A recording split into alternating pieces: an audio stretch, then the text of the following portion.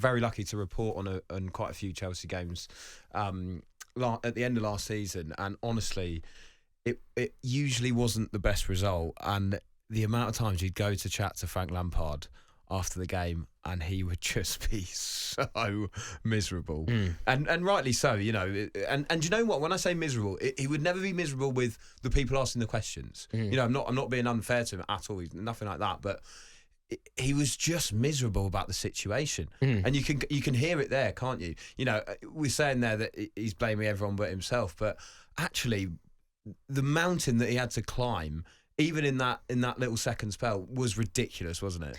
Yeah, I feel hugely sorry for Frank Lampard. Don't get me wrong, this isn't me creating a facade around his managerial ability. He got a lot wrong himself. He was responsible for the team not winning enough games. Of course he was. And I'm sure that he, as a man who's never shied away from a challenge, I'm sure he would acknowledge that as well. However, he spoke about the culture there. And I think that the culture at Chelsea last season was just poisonous. And he can't have known that before he took the job. He took the job thinking that he could do something special, using it as an opportunity, coming back to Chelsea. Everybody was really happy about that, as far as I know. Certainly my friends who support Chelsea were. And it went so wrong. And I think that's because the culture is just all over the place. Like the new ownership, they ripped out the culture from before. The culture that was set, 2 decades of winning, was immediately undermined.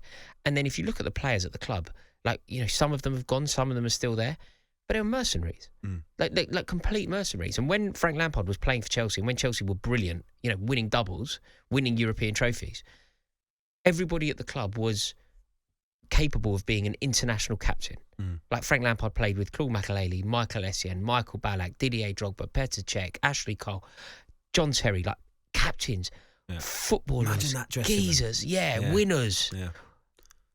How different is that to Cucurella and Aubameyang and Havertz and Koulibaly? All right, so the culture obviously wasn't there, as we heard from Lampard himself. There were all sorts of problems at Chelsea, but you mentioned as well he did also get things wrong during that spell. How much do you think that spell has damaged his reputation as a manager? Irreparable, I think.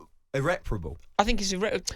I mean, everything's reparable if he wins a league or something wild like that, but I don't think he gets a Premier League job. So back to the Championship? I don't think he'll go to the Championship, though. I don't think... I think there's a very finite amount of clubs that would take a punt on Lampard, but would also appeal to Lampard. Remember, Lampard's a very privileged man. He's a very successful man. He's done very well with his life. He doesn't need work in the way that you and I do. So he can be quite discerning about the jobs that he takes. He can look for the right job, the right fit. And if you look, generally speaking, apart from his first job, he's been at big clubs. He's been Chelsea manager, Everton manager, big clubs. Is he going to follow Steven Gerrard to Saudi Arabia? Would that be a good move for him? Yeah, I think it'd be good. For what reason?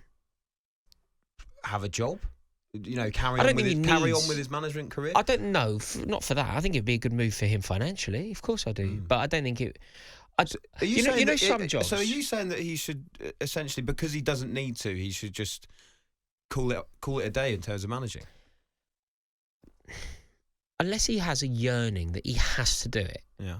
I think he's had a good go, and ultimately he's proved that he's not particularly good at it. So unless he feels that he has to do it, if you have a calling...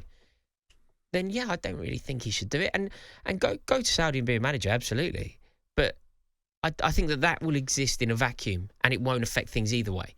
So say he goes over there and he takes on the reins of Al Hilal and he makes, it goes really badly. Goes really poor. I don't think that will change anything in the way that people think about him. I don't think that people will even say, even people who don't like him, even the Lampard detractors, I don't think they'll go, he couldn't even get it going in Saudi. I don't think it's relevant. Equally, say he went over, I don't think it matters. I think the people that don't like Lampard, if I was to then say he won the league with Al Hilal, I think they'd laugh at me. So I think it's a wonderful job. It's a wonderful opportunity in a way, because Steven Gerrard's in that situation at the moment. So the way you said that, by the way, it sounded like a chant already. He won the league with Al Hilal. Yeah. But it exists in a bubble. It doesn't matter. It's not going to affect who you are. It's not going to affect the labelling of you. No. I agree with you. I think that going to Saudi, for me, it's not going to change my opinion of how someone like Steven Gerrard would get on as a Premier League manager. No. You know, we've already You're not seen learning anything about his managerial ability while he's over there. I think both of them would be more suited to try again in the Championship, see how it goes. But remember, so Frank Lampard and Steven Gerrard, both of them spent their entire life trying to secure top-tier silverware. That was the dream. That was the ambition. That's what both of them excelled at. Trying to propel their team to Premier League and European success. That's what they were both focused upon. Realistically, Frank Lampard takes over at Rotherham, Steven Gerrard takes over at Queen's Park Rangers. Would either of them know about a Championship fight? Would either of them know about a relegation fight in the Championship?